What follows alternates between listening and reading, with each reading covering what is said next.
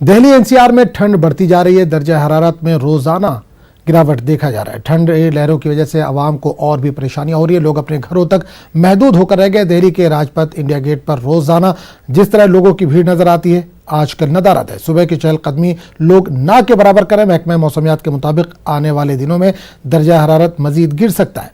हमारे नुमाइंदे राजीव तिवारी ने यहाँ पर मौसम का जायजा लिया।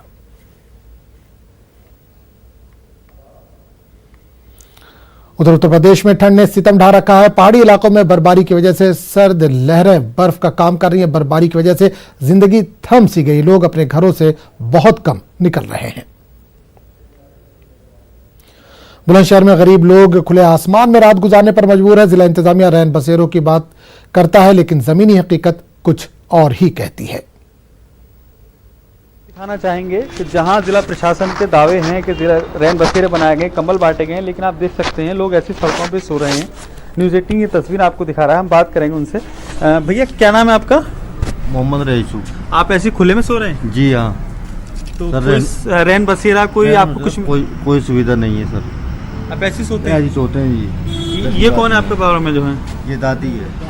क्या नाम है अम्मा आपका? बेटे जमीला। आप ऐसी खुले में सोती हैं? हाँ। तो आपको कोई रैन बसेरा या कुछ सरकारी कंबल कुछ सुविधा नहीं मिली? नहीं मिली बेटे।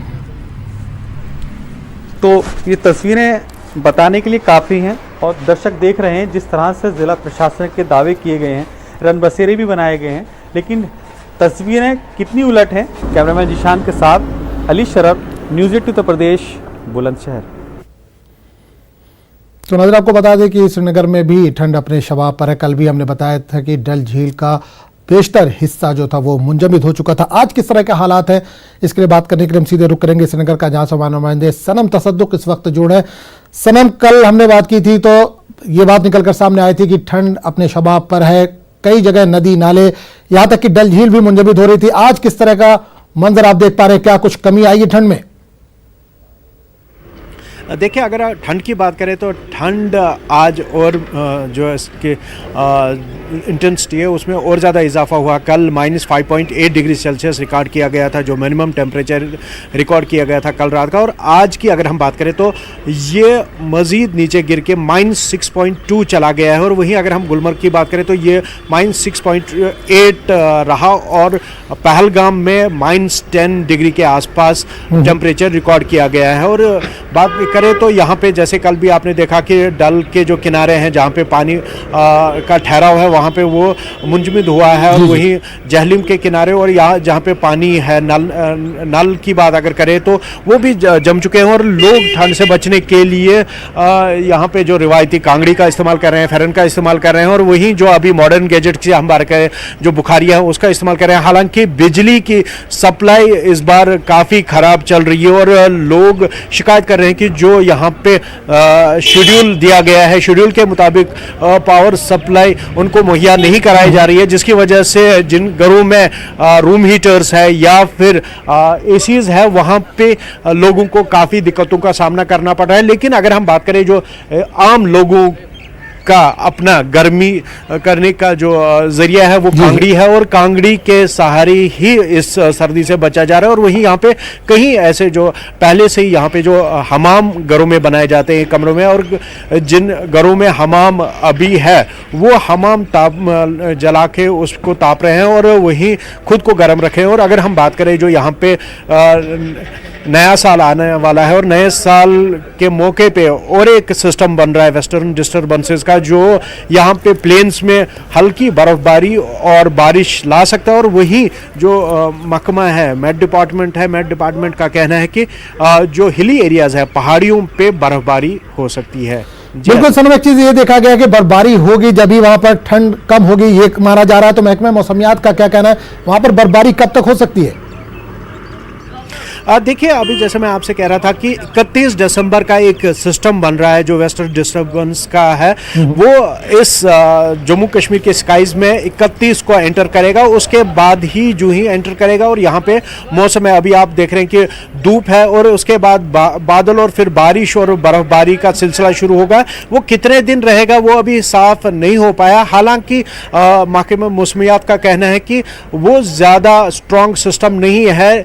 जो प्लेन्स की बात करें, श्रीनगर या श्रीनगर के आसपास के जो आसपास के इलाके हैं वहाँ पे बारिशें हो सकती है या फिर हल्की फुल्की बर्फबारी हो सकती है। लेकिन अगर हम गुलमर्ग, पहलगाम या फिर सोनमर्ग या जो हाई एरियाज है, जैसे गुरेज का एरिया हुआ, टंगडार का एरिया हुआ, या ऐसे इलाके हैं जो हाई ऑल्टीट्यूड वाले एरियाज हैं, वहाँ पे बर्फबारी हो सकती है। और वहीं अगर हम बात करें जो यहाँ पे कौमी शाहरा है जिसे आमदरफ्त के लिए खोल दिया गया है और यहाँ पे सप्लाईज का सिस्टम जो है वो बहाल हो रहा है। और वहीं ये भी उम्मीद की जा रही है कि अगर बारिशें हुई, क्योंकि आपने जैसे पास्ट में भी देखा कि हल्की बारिश के बाद वहाँ पे पसिया खिसक जाती है और जिससे जो हाईवे बंद हो जाता है। चलिए, बिल्कुल सनम तसद्दुक, बहुत बहुत शुक्रिया इस तमाम जानकारी के लिए। इस वक्त हम सीधे रुक करेंगे दिल्ली का, जहां समानुमान राजीव तिवारी इस वक्त जुड़ रहे हैं। राजीव, आपसे जानना चाहेंगे, कल हमने देखा कि दिल्ली में 117-118 साल का रिकॉर्ड टूटा था। क्या लोगों को राहत मिलती नजर आ रही है दिल्ली में? एक दो दिन में क्या कुछ राहत मिलेगी?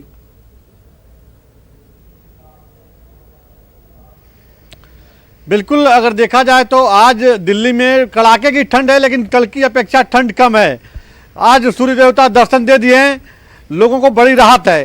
क्योंकि कल जिस तरह से टेम्परेचर गिरा हुआ था, लगातार तेज हवा चल रही थी, चुभन वाली ठंड का एहसास हो रहा था। लेकिन आज जो है देखा जाए सुबह घना कोहरा था, लेकिन इस समय राहत मिली है ठंड से। और इंडिया गेट पर सुबह लोग नहीं थे, लेकिन अब धीरे धीरे लोग इंडिया गेट की तरफ आ रहे हैं। तो कहा जा सकता है कि आज लोग धूप का आनंद लेंगे और राहत से उनको ठंड से राहत मिलेगी। लेकिन मौसम विभाग का कहना है कि आने वाले समय में पारा और गिरेगा और दिल्ली के लोगों पे सर्दी का सितम अभी जारी रहेगा। बिल्कुल राजीव, एक चीज और जानना चाहेंगे, 10 बज चुके हैं, तकरीबन 10:15 हो रहे हैं, लेकिन कोहरा अभी भी हमको वहां पर देखने मिल रहा है। सुबह के औकात में ज्यादा कोहरा पड़ता है, तो आने जाने वाली जो ट्रेनें हैं, दूर रूट की जो ट्रेनें हैं या फ्लाइट का, क्या उस पर भी असर पड़ा है कुछ?